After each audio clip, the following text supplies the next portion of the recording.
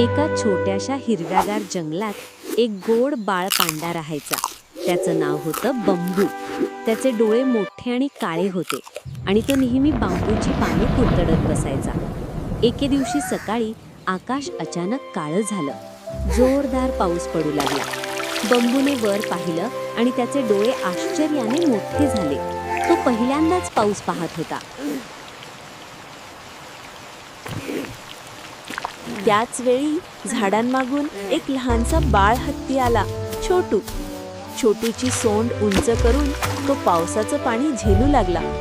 पाणी सोंडेत धरून त्याने वर उडवलं. पाण्याचा फवारा उडला आणि बंबू पार भिजला. बंबूला हसू आलं आणि तो गुडघ्यावर बसून टाळ्या वाजवू लागला.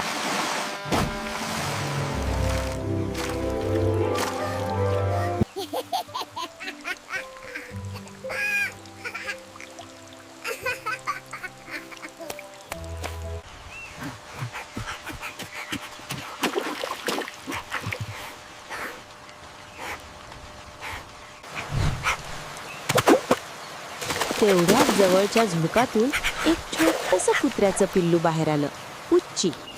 पुच्चीने ओल्या मातीत पाय टाकला आणि चिखल उडाला.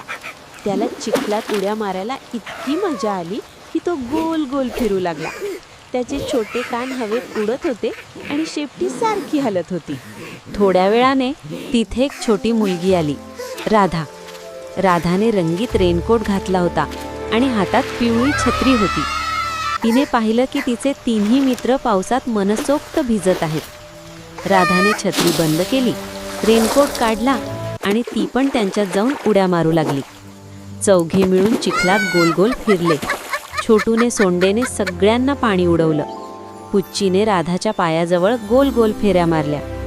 बंबूने बांबूची काठी घेऊन पाण्यात चालण्याचा प्रयत्न केला आणि धपकन पडला. पण त्यालाच सगळ्यात जास्त हसू आलं. पाऊस थांबला तेव्हा आकाशात सुंदर इंद्रधनुष्य उगवलं.